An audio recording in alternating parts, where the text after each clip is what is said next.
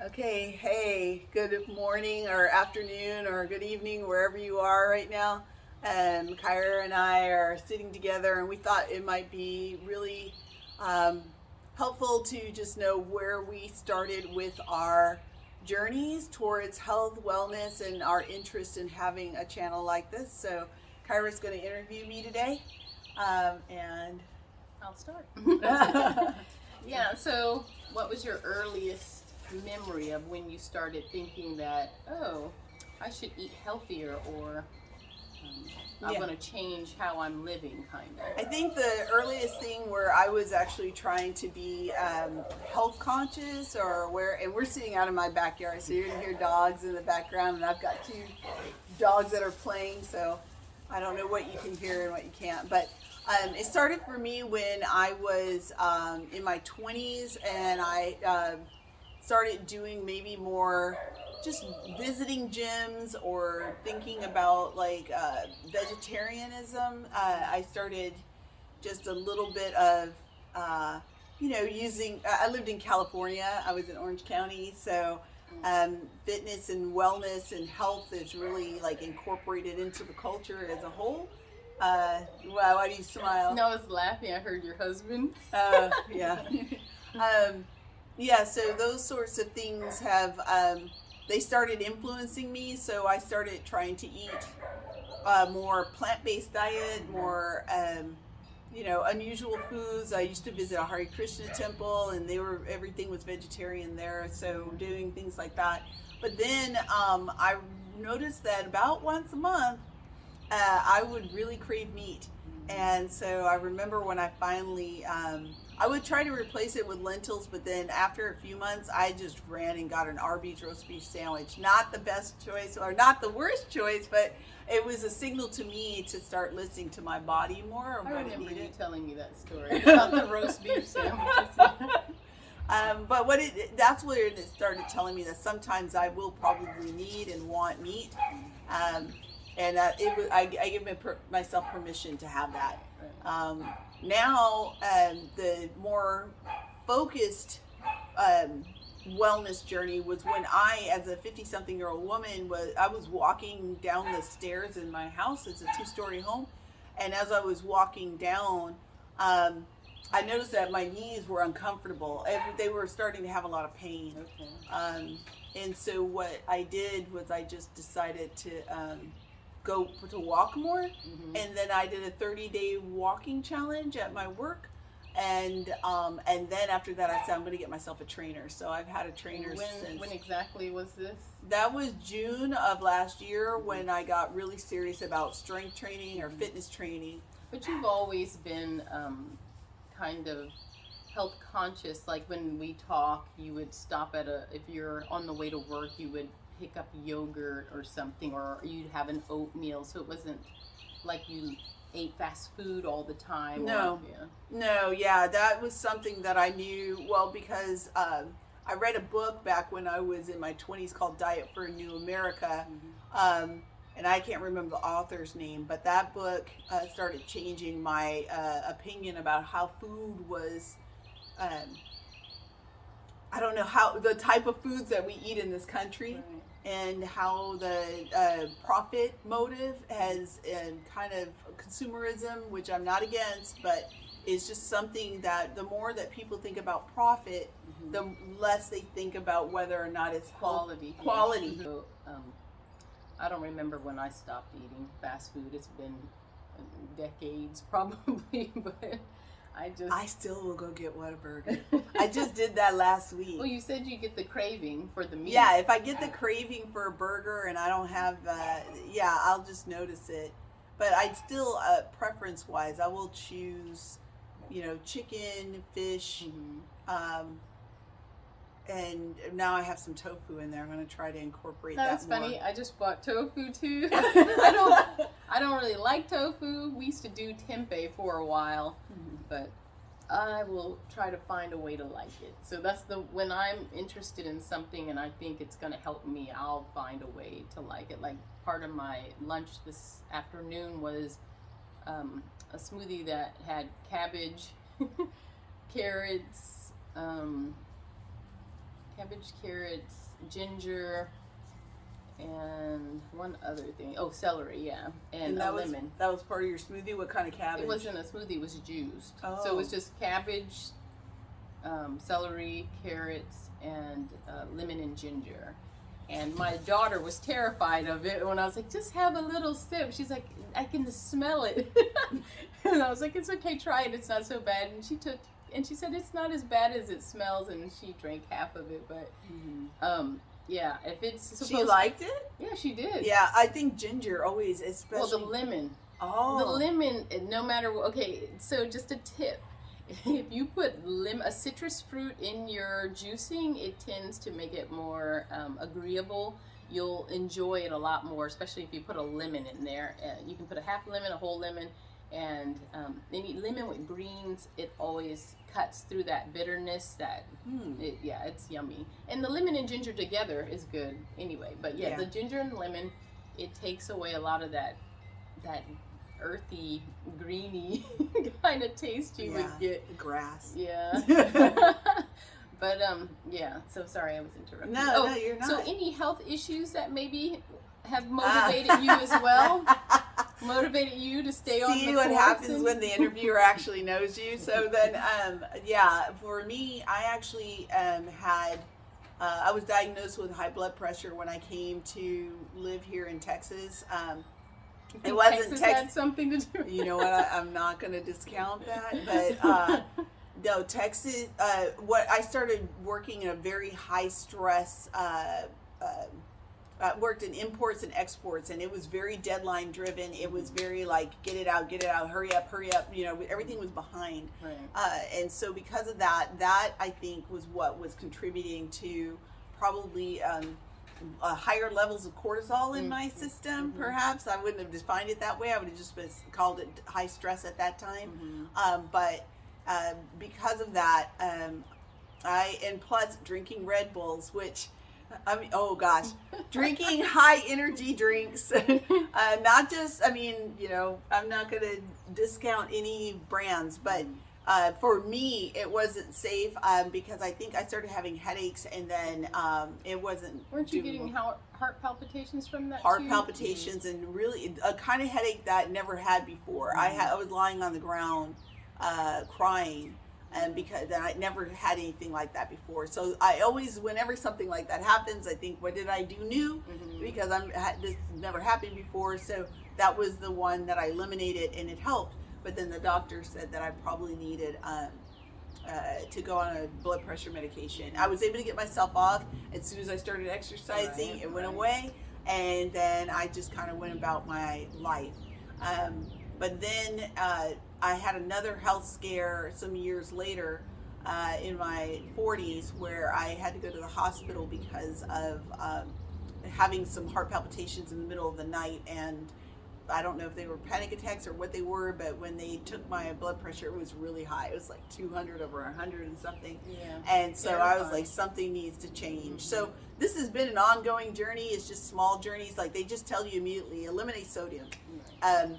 That was not it. Right. The more I've learned, it's like be active, increase your magnesium, increase potassium, increase calcium. All of those are involved with blood pressure, and the more research I've done, the more I've learned that and I'm still on blood pressure medication, but I'm on pretty much lower doses, and I just keep staying active as much as I can. Yeah, it's manageable.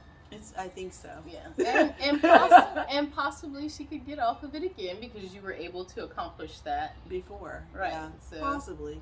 Yeah. I'll check again the next time I go in. Another thing that was recommended, and as a mental health professional, my doctor told me to make sure I talk to somebody. What about meditation? Just quiet time meditation, prayer. I've been doing a lot of deep diaphragmatic breathing, and so even on this channel, I'll try to include some of that when we go into more things focused on how to help you. I'll do some deep breathing videos so that you can join me on that, because that's really a lot of mental health issues simply come from stress. Yeah. And like when I just recently had a little surgery for my ear. What she noticed is when the woman was telling me about the IV, she said, hey, that machine is beeping right now because you stopped breathing. I wasn't even aware that I had stopped breathing because she told me my veins are small, and I do have small veins. But that's the thing that like stood out to me is I had stopped breathing. Right. And I was not aware of it. And I think a lot of us are not aware that we are like we get stressed and we might stop breathing or keep it all up in our lungs and not deep diaphragmatic breathing. And this will lower, and we'll talk more about that another time unless you want to today. I don't know. Well, we're still just exploring your journey. Okay, So thanks. what are some of the things that you really enjoy as you've been working out more and more? I've just got back from working out, so that's why I'm kind of still in like workout garb. And what I love is I noticed that when I'm doing anything with my arms, or I did something where my arms had to go back, and I was just like, oh my gosh, that feels so good. It's because we're hunched over. Yeah, I'm always hunched over. So the more we can open the space up, I would think that it would help with the breathing and also help. It does. Yeah. It does, because my daughters will have to remind me to walk straight. I'm always hunched over, so I don't know why, and it's probably not helping with my breathing, but as I work out more, maybe I'll strengthen my back muscles. A lot of it has to do with, they say because we're on devices, we're sitting more, we're sedentary. Because of that, the body just starts conforming. It's designed to conform to your environment. Adapting. Yes, it's adapting. So the more that happens, the less your muscles here will contract, and these will expand. And so it just you start to kind of distort your body a little bit. So being able to even in yoga, they tell you, I do that every morning. It's just like a rolling back. And opening up the chest. Feels good. Oh my gosh, it does. Yeah. Okay, so that's one of the things you liked, seeing and I feeling. I like that. And then like, look. Ah. Wait, can you see that? I see it. That if you could see the befores, I did not have that kind of definition, but I don't have any befores. So. I have it, but you can't see it. Oh, Oh, you can see it. yes! Look at that. I think I was telling Daddy yesterday when I was visiting, or the day before yesterday, because our father is very wiry and very defined, always has been, and I kind of have his physique in this upper area where even if I don't work out, my arms are usually pretty defined. But anyway, that's neither here nor there. Sure, it's here and there. Okay, one other question. What's your favorite exercise to do at the gym? My favorite? Actually, it's funny. Like, I don't think I like any of them. I like some of them. Yeah. What's my favorite? I think if you pick something that like my go-to, if I go into a gym, my first thing is I get on the treadmill. Because I think I just it gets the blood pumping. It's starting to move. So maybe that might be my favorite because it's my first start. Exercises. The aerobic, always Zumba. Okay. Oh. I've never done that. Oh my gosh, I love Zumba, but I love to dance. So I like to dance, but I don't know. I prefer to do the walking or running. I like to be out. I don't prefer the gym. I actually prefer being outside and running in the fresh air, getting the sunshine, and it's just something that kind of lifts my spirits. It helps me also to meditate and to pray or whatever it is that helps you to focus and relax, and so I really enjoy that. In fact, after we do this, I'd like to go. She's got a park over there with a great trail. I'd like to walk around the trail. So we might take you guys on a walk over there with us. Something I wanted to share, just because this is about being flourishing after 50, right? To flourish after 50, I'm 56. So I don't know, people will say, oh, you don't look it, but I don't know if that's really true. It's true. She looks great. I look great, but I'm okay with saying my age. I'm not ashamed of it. I always think it's better than the alternative. Right. And so I would like to have another like good 40 years of healthy, living, and maybe being very strong until, you know, my 80s or so. 90s. 90s, Yeah. yeah. I've seen some inspirations. Right. We actually have, or I have a family friend who she's 94 this year, I believe, and she goes up and down 3 stories of stairs in her home every day to go up to her bedroom upstairs. And she said as long as she's able, she will never sleep downstairs. She will go up to her bedroom. Good and for she her. stays active. She walks to church every Sunday. She goes around. That's anyway. That's another story. But we'll talk about the importance of community also for your well-being as you get older I like too. that topic. Yeah. So she's she's an inspiration, and she's somebody I'd like to be like. You know, later. You know, where she's still very active. Her memory's very sharp. She calls me probably once a month from Honduras, and she remembers all the girls, all the details of when we used to visit, and yeah, she's just really amazing. And yeah, I think everyone would like to have a healthy, not just physically healthy, but mentally healthy as you begin to age, and that's what we want to work on too. Mm-hmm. So I think, is that something too that got you on your journey? Because that's initially what we were supposed to be talking about, your journey into health. Yeah, I think also when I think about as a mental health professional, I found that there were a lot of people talking about self-care. This was back in like 2014, 2015 in my grad school program. And I remember thinking to myself, I didn't know what they were talking about. I kept asking people, and they're like, oh, you know, like getting your nails done. I was like, that doesn't seem like self-care to me, especially because at the time I didn't have the finances. But, I mean, I do get my nails done, but I just was like, well, yeah, that's just like, to me, kind of personal hygiene. Oh, wait a minute now. I don't get my nails done. So you're trying to say that well, no, I'm not saying for clean. me, well, because I'm in the business world, like I said, like we said before, I'm kind of corporate. I'm not corporate, but I'm in an organization where I have to have a certain look, at least in my opinion. That's, you know, everybody's different. But so I like to have them. And plus, I kind of have a lot of energy, and I tend to bite my nails. And so these help me to not bite my nails. Having some. That's fine. We can go back to what you thought was more of a mental wellness. Oh yeah, it's definitely mental wellness, because the more I exercise, the less I see myself doing things like that. I'm not biting my nails as often. I'm not. I just feel I can have more. I'm calmer. Right, because exercise, your cortisol levels go down, and so she's releasing stress. Her body's enjoying it. She's also Endorphins are released. Exactly. All the positive chemicals that come along with being active.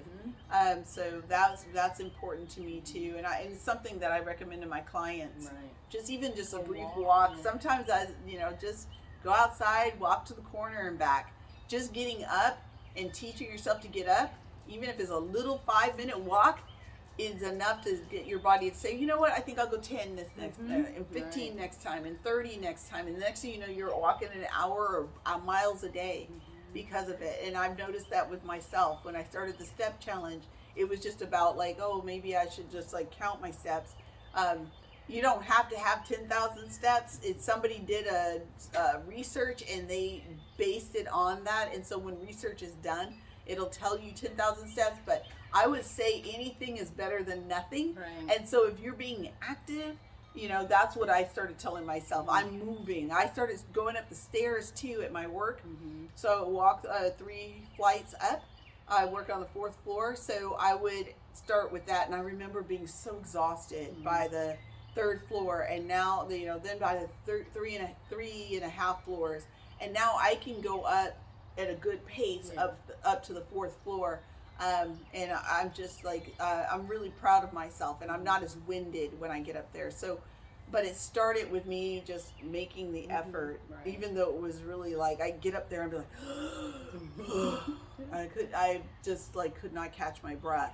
And now it's just like, oh, okay, this is just what I do. Yeah, so it's encouraging to see the improvement, and that you're continually doing better and better as you. Yeah, it's fun to see that you can lift more weight or do more sit-ups or whatever. Yeah. You just see your body responding positively to what you're doing. And even at our age, and we've seen, like you were about to say, women who are in their 70s and 80s that are they're doing some So Heavy. thank you, all you ladies who are putting those videos out, because Yeah. you're inspiring younger people like me to get active now. Right. Because I had the word athlete associated with me, and that's never happened. I'm a book nerd, and I just have never had anybody call me an athlete. And one of the trainers did that. He said, "Well, I can't rate you like others. I have to put you in the athlete category." I was like, "What? Me, an athlete?" So yeah, that's a shift that's happened for me too, because I am being more active. I think too, when we get older and we're doing this, when you get that positive reinforcement through seeing muscle definition or feeling better, you start to also want to do more. It makes you want to do more and more. At least for me, Kind it of does. addictive. Yeah, yeah, that's a good word for it, because you start to feel like I need to get out there. I need to. It's a healthy I want to run. I addiction, want to right? walk. Yeah. Yeah. I feel good. Anytime I've had stress with my toddler, we've talked about that. My toddler, she's 3, and I'm 52, so that tells you, do the math when I had her. And she can sometimes be a little stressful for me, because I'm at that age now where you think you're done, but hope that's not too loud. guess you think you're done. Maybe we are done. Yeah, I was gonna say, it might be time to stop. So That's my husband. My husband works on classic cars. So yeah, anyway, it's just something that when I'm stressed, I go to the gym, or I go for a long walk or a 3-mile run, and I feel really, really good when I get back. But I think we are gonna probably stop, just so that you guys don't have to hear all that. Yeah. And I hope that you were encouraged by her story and getting involved, and maybe next time you can hear my story. And Yep, that'll be the next segment. We'll do it when my husband doesn't have to work on his car. yeah. Well, thanks for tuning in, and we hope you're flourishing after 50. Okay, we might see you in a little bit at the walk. So at the next segment. Oh yeah, at the park. Yeah. Okay. Bye. Bye.